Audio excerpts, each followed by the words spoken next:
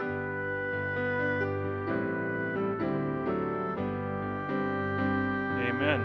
And good morning. I realized this morning I have nothing to say about the Super Bowl. Absolutely nothing. Yeah, hey, amen, right. I just don't have a dog in that hunt this year, but I do want to tell you about how many people here have been pulled over by the police, like been caught by the police, right? And you confession's good, it's good. So, and they, if it's at night, they got the red and blue lights going, and then they take the spotlight and they shine it right in through your back window, and you can see it reflecting off your rearview mirror. See how much detail I'm going into here?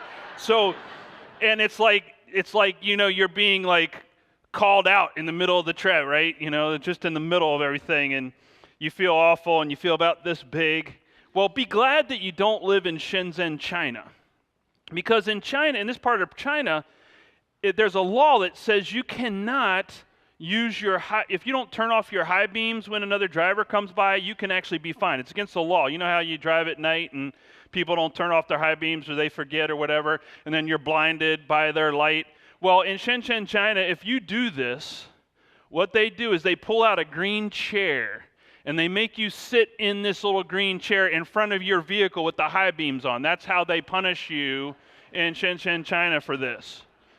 And so if you can imagine how little you feel just being pulled over, now you're sitting in a green chair next to the side of the road with high beams on you, and you have to stare into the high beams as a part of your punishment. You also have to recite the regulation and pay a fine for doing that.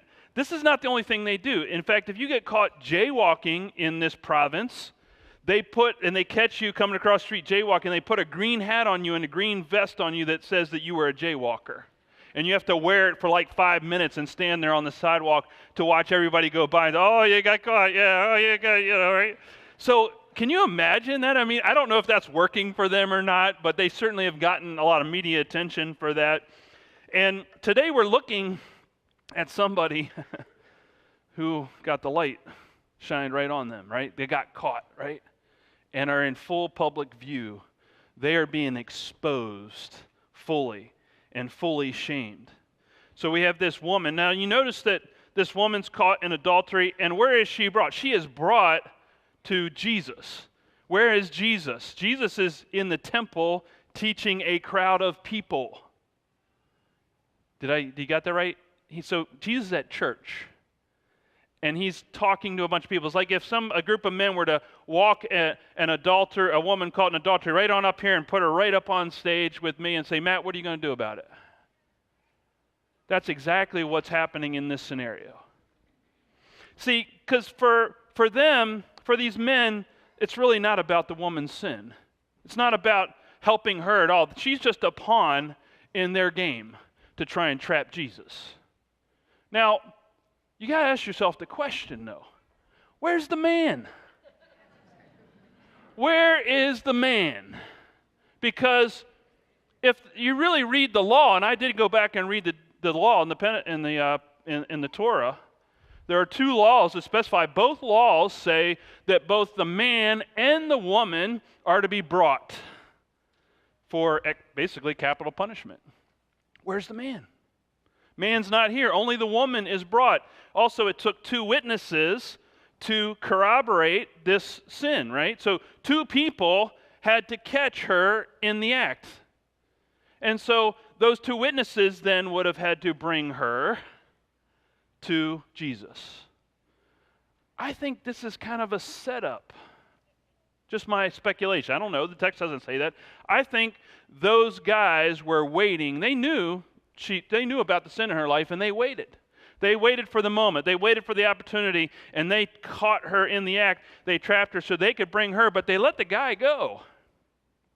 The other thing we know is that this is probably a very young woman, because they say that she should be stoned, which was the form of capital punishment for a young woman who was betrothed to a man. So she was already taken a vow and a promise and betrothed, even though she had not become married. Like Mary and Joseph. Mary was betrothed to Joseph, legally betrothed, but they had not yet been married. If she had been a married woman, the capital punishment would have been different. Would have been strangulation. Like either one is a good scenario, right? But the law was trying to say that this was a capital punishment. So part of the trap was, so we know this is a young woman. She's brought to Jesus. She is being publicly humiliated. The spotlight is on her. The high beams are on her. And they're trying to really trap Jesus. This is all about Jesus. They wanted to trip Jesus up. They wanted to shame and humiliate Jesus. And they're using her as a pawn to do that. Because the laws say that there were two laws at work here. The Mosaic law, which I just referred to, was the law that said, purge this sin from Israel. That's the reason for the law in the Mosaic law. It says this is the punishment for adultery. But the Roman law, and the Romans were in control, said you can't do capital punishment. Roman law was against capital punishment. So you had two laws at work here, and what they were doing was saying, which one are you going to go with, Jesus? But I love Jesus because he always gets out of these things. He always finds a way to flip the script back on the people who are trying to trap him. There are a lot of traps that we go through. But they're trying to trip him up, but he flips the script. And I'll tell you how he does that in just a minute. But I want you just for a moment, what was it like to be that woman? What was it like to be in her shoes at this moment? I think she was dirt poor, spiritually. She was caught in her sin, and she was guilty of this sin, no doubt. But she is now not only fully aware of her sin, but everybody else is fully aware of her sin.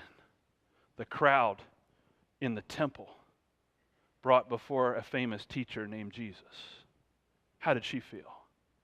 I bet she felt humiliated, shame, and guilt, to name a few. Dr. Brené Brown is a psychologist who's been studying vulnerability and shame recently. She's got a TED Talk. She's got several bestseller books out about it.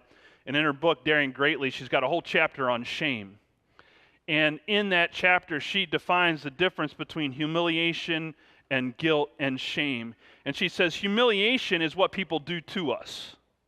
It's what happens to us that humiliates us. So what the men are doing to her is they're humiliating her in their attempt to humiliate Jesus.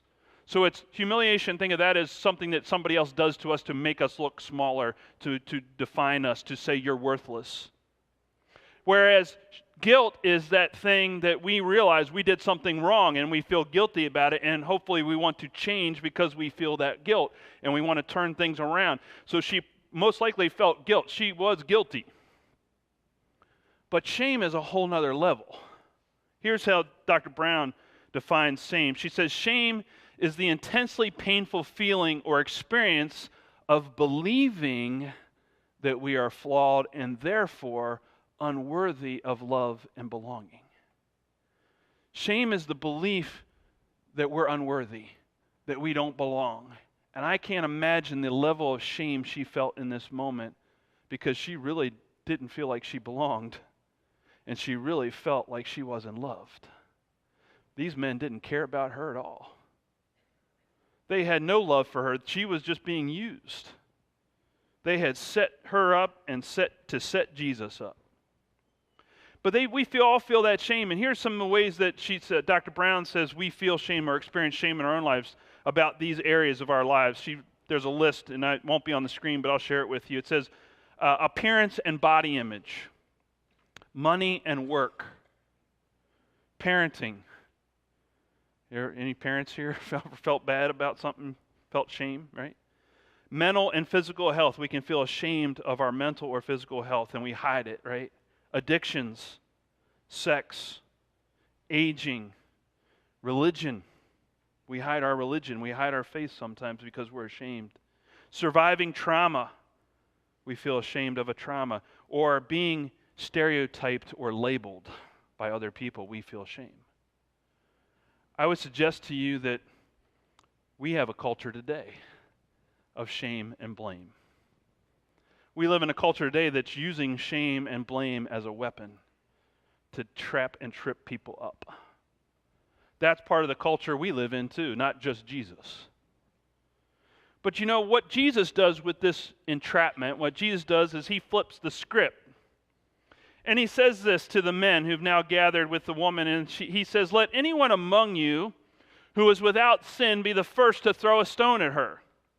In the law, it said that the two witnesses were to be the first ones that to throw the stone. But I would sense, if we went with the Poole paraphrase version of this verse, if I could retranslate it based on my understanding of the Greek, I would say that Jesus said, "Let anyone among you who has never had a lustful thought cast the first stone." Because in the Sermon on the Mount, where we hear that great verse, "Blessed are the poor in spirit, for theirs is the kingdom of heaven," Jesus also says, if anyone lusts after a woman in his heart, he has committed adultery. Not the act, but the lust, the desire was the act of adultery. So if you even thought it in your heart, you are a part of that, Jesus says. And so basically that's what he's saying to them. And so notice that the old guys leave first. I don't know if you picked up on that. They get it right away, don't they? They're like, "Oh yeah, we got experience with this. We're walking away." The young guys are still there trying to, prove themselves. But eventually they walk away too. And so Jesus is left there. So it's just now the crowd, the temple, Jesus and the woman. The accusers are gone. The witnesses are gone. The stones have been dropped. But there's still one more thing. And Jesus says to her, "Neither do I condemn you. Go your way, and from now on, do not sin again." So, why does Jesus do this? That's what I started to wrestle with.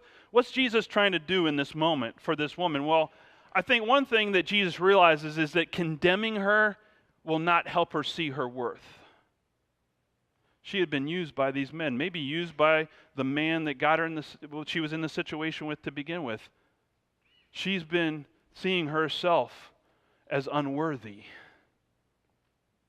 And sometimes that's why we get engaged in self-destructive behavior like this that destroys relationships, behavior that destroys ourselves, is because we're hiding something, our own shame. We're ashamed, and so we're just keep going back to these habits and these self-destructive behaviors because we don't think we're worthy of real love, God's love.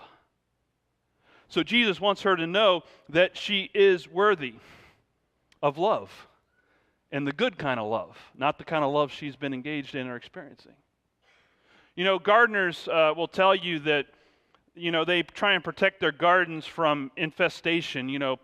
They put insecticides on their plants, and they try and protect it from get little worms that come and eat the plants, and bugs that come and eat the leaves and the fruit and all those things. But there's a worm called the bollworm. And what the bollworm does in a vegetable garden is that it goes in between the roots and the leaves and the branches and the fruit. There's the stalk, the main trunk of the plant. And the bollworm goes into that part of the plant, bores into it, and eats it on the inside. Chews out all the inside, and then the whole plant dies because it just eats out the main source of its life. Your soul is the main source of your life. Shame and sin is the bollworm that comes into your soul and my soul and just eats it from the inside out, and then we feel empty and worthless. And then we turn to things in life that we think will fill us up. We keep chasing those self-destructive behaviors that we think will refill what the bollworm has done to us. But it won't. It never will. It won't fill that place. We need to have that place refilled with the love and the grace of Jesus Christ that says you're worthy. God so loved the world that he gave his one and only Son. Why did he do it? Not to condemn the world, but to save it. He's looking at this woman and he says, yes, you have sin in your life, young woman, but you're still worthy of God's love. You're still worthy of redemption. And I think that's the other reason that he does this, is he knows that condemnation won't turn her life around. It won't help her change. It won't help her live the life that God called her to live if he doesn't give her this chance. So he gives her an opportunity at redemption. he gives her an opportunity because his greatest hope for her is that her life would change, that grace and worthiness and love would change her life and help her to become the woman of God that God has called her to be and not go back to this life of sin. So he holds that out. He holds out this opportunity because that's who Jesus is. You know, Bob Hoover was a test pilot for the Army. And he flew, in his retirement, he flew in air shows, and they would show off World War II planes in air shows. And this is a F-51, not a P-51, but they're very similar. I understand, and don't get into technical. I've already had 2 people call me out on a fact check me on this. But according to the story that I read, he was flying an F-51, and according to Google, this is an F-51. I'm sure somebody can correct me later. But it's really not that important, folks. You know, we can go with alternative facts all day, whatever. It just doesn't matter. So he's flying a plane, World War II plane. Let's just call it that. How about that? And he goes up and he takes off and he's in the air show and his engine quits, just goes out on him.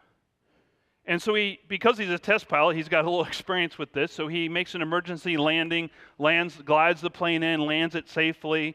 They get out, check the plane over. They discover that World War II planes run on good old-fashioned gasoline. And the serviceman put in jet fuel into his plane. And this is why the engine failed. So Bob wanted to see the serviceman. I'd like to talk to this person. And who wouldn't want to talk, right? Have a little chat, right?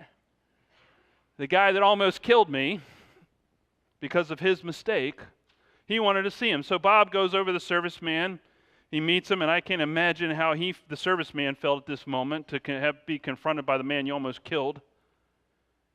And Bob went up, put his arm around him, and he says, I'd like you to service my plane again tomorrow for the air show. He wanted to give him a second chance.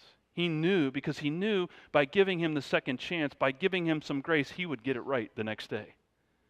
I think Bob maybe also thought, I don't want anybody else making the same mistake. This guy won't make the mistake, right? But that's the purpose of a second chance, isn't it? To get it right. To have redemption, to make a change, to turn your life around. That's what Jesus is offering her. He is offering her another opportunity to be the woman God already sees her to be, who already loves her no matter what. To be that person is what Jesus is holding out for her, that hope, that possibility. The last thing about this story is you notice something about it? There's no ending. I don't know if you noticed that, but there's really not an ending to the story because we don't know what she did. Did she go right back and make the same mistake again? Or did she turn her life around with this opportunity? What did she do? We don't know. But maybe John left it that way so that you and I would think about what we do. What will you do with the second chance that God gives you? What will you do when God says, you're worth it? Here's a second chance. What are you going to do with that grace? What are you going to do with that opportunity? Are you going to become the person that God sees you to be, or are you just going to go right back to being and doing what you've always been doing? It's your choice. I think it also has to do with what you believe. I was also this week talking with executive director of Manna House, who happens to be an old friend of mine. We had lunch together this week, and I went down into Baltimore. Manna House is a ministry to homeless folks in Baltimore City. They've been, over the past few years, he says it's the meals that they serve, the number of people they're serving has been growing year by year. They serve anywhere from 150 to 250 meals a day to different homeless, depending on the time of the month. End of the month, they're serving over 200 people a day. And I said to him, I was asking him, talking to him and the program manager there, and we were talking about their ministry and what they're doing there in Baltimore. And I said, so the people that are coming and that you're serving, do you have any heroin addicts? Because I've just been reading about that. He says, oh yeah, there are a lot of them have a heroin addictions, mental illness, dual diagnosis.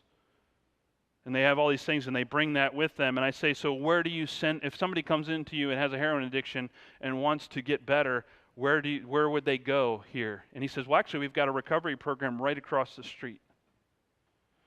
So a little time went by, and then we were having lunch, and he kind of reflected back on our conversation. He said this, he said, I've never seen anybody get over an addiction without the Christ. That's what he called. He didn't say Jesus, he just called the Christ. He said, I've never seen anybody get over an heroin addiction without Christ in their life.